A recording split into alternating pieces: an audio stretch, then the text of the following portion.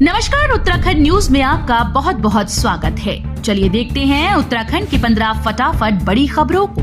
इससे पहले आप न्यूज को कहां से देख रहे हैं, कमेंट में बताना बिल्कुल न भूलें। मुंबई जुहू बीच पर मुख्यमंत्री ने खेला बच्चों के साथ क्रिकेट, सेल्फी के लिए उत्साहित दिखे लोग। मुख्यमंत्री पुष्कर सिंह धामी ने मुंबई जुहू बीच पर बच्चों के साथ क्रिकेट खेला। इस दौरान यहां घूम रहे लोग सीएम धामी के साथ सेल्फी लेने के लिए उत्साहित दिखे। सीएम धामी ने भी लोगों से काफी देर तक बातचीत की। 3 दिनों में 75,139 श्रद्धालु कर चुके दर्शन। भक्तों के लिए 13 घंटे से अधिक खुल रहा मंदिर। भगवान आशुतोष के 12 ज्योतिर्लिंगों में केदारनाथ में आस्था का सैलाब उमड़ पड़ा है। कपाट खुलने के बाद से अभी तक धाम में कुल 75,139 श्रद्धालु बाबा केदार के दर्शन कर चुके हैं। बीते 3 दिनों से धाम में प्रतिदिन 20,000 से अधिक श्रद्धालु पहुंच रहे हैं, जिससे सुबह से ही भक्तों की लंबी लाइन लग रही है। बद्रीनाथ में भारी विरोध के बाद वीआईपी दर्शन व्यवस्था खत्म, केवल इन्हें मिलेगी अनुमति। बद्रीनाथ धाम में भारी विरोध प्रदर्शन के बाद बीकेटीसी की ओर से शुरू की गई वीआईपी दर्शन व्यवस्था समाप्त कर दी गई। अब सिर्फ वही लोग वीआईपी दर्शन कर पाएंगे जिनके लिए सरकार की ओर से प्रोटोकॉल जारी किया गया। बद्रीनाथ में हृदय गति रुकने से महिला यात्री की मौत। गुजरात में दर्शन करने आई थी धाम। बद्रीनाथ धाम आई तीर्थयात्री की हृदय गति रुकने से मौत हो गई। बद्रीनाथ कोतवाली प्रभारी नवनीत भंडारी ने बताया कि धाम में लक्ष्मी देवी निवासी राजकोट गुजरात परिवार के साथ दर्शन करने आई थी। रविवार देर शाम अचानक तबियत बिगड़ने पर महिला को अस्पताल पहुंचाया गया, जहां चिकित्सकों ने उसे मृत घोषित कर दिया। परीक्षा में फेल छात्रों के लिए पास होने का मौका। अंक सुधार परीक्षा के लिए कर सकते हैं आवेदन। उत्तराखंड बोर्ड की 10वीं और 12वीं की परीक्षा में फेल छात्र छात्राओं के लिए पास होने का मौका है। बोर्ड की ओर से ऐसे छात्र छात्राओं से 24 मई तक आवेदन मांगे गए।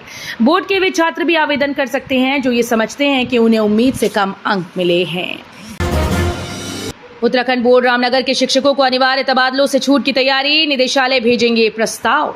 राज्य शैक्षिक अनुसंधान व प्रशिक्षण परिषद और जिला शिक्षा व प्रशिक्षण संस्थान में कार्यरत शिक्षकों के जहां अनिवार्य तबादले होंगे, वहीं उत्तराखंड बोर्ड रामनगर के शिक्षकों को तबादलों से छूट दिए जाने की तैयारी है। शिक्षा निदेशालय की ओर से शासन को इसका प्रस्ताव भेजा जाएगा। वीआईपी व्यवस्था पर हंगामा। विरोध में उतरे पंडा समाज और तीर्थ पुरोहितों के साथ ही स्थानीय लोग। बद्रीनाथ धाम में वीआईपी व्यवस्था और बामनी गांव को जाने वाले आम रास्ते बंद करने के विरोध में तीर्थ पुरोहित, पंडा समाज और स्थानीय लोग विरोध में उतरे। बद्रीनाथ मंदिर परिसर के समीप सभी लोग विरोध प्रदर्शन करने के लिए एकत्र हुए। उत्तराखंड के सौम्या चौहान ने किया देहरादून रीजन टॉप। 99.4% अंक लाकर मारी बाजी। सीबीएसई की ओर से 12वीं की बोर्ड परीक्षा का रिजल्ट जारी कर दिया गया। उत्तराखंड के सौम्या चौहान ने देहरादून रीजन टॉप किया।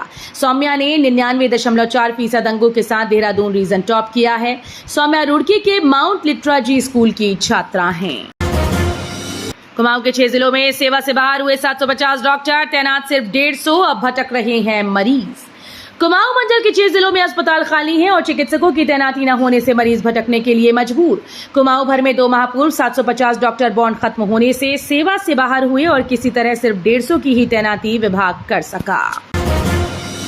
प्रदेश में जल विद्युत परियोजनाएं लगाने आई नवरत्न कंपनीज का पलायन, समेटे अपने दफ्तर।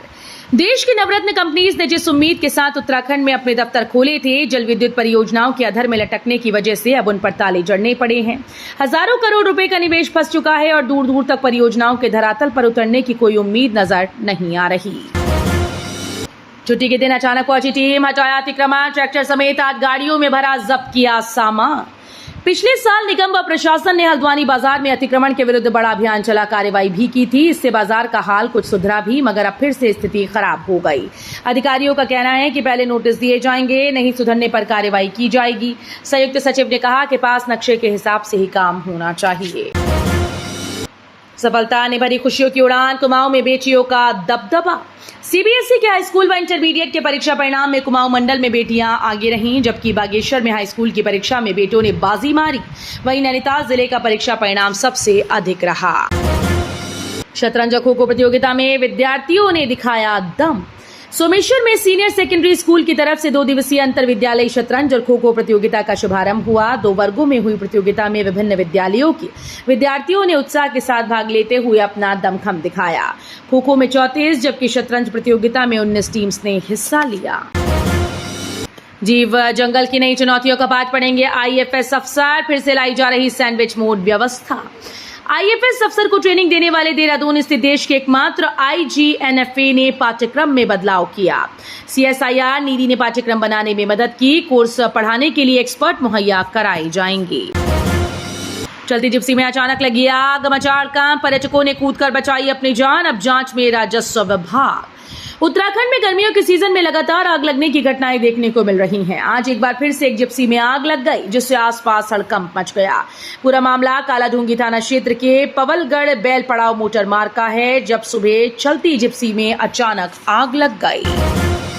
तो ये थी उत्तराखंड की 15 बड़ी खबरें। रोजाना ऐसे ही सबसे पहले अपडेट पाने के लिए चैनल को सब्सक्राइब करना बिल्कुल ना भूलें। साथ ही वीडियो को लाइक भी कर दें। धन्यवाद।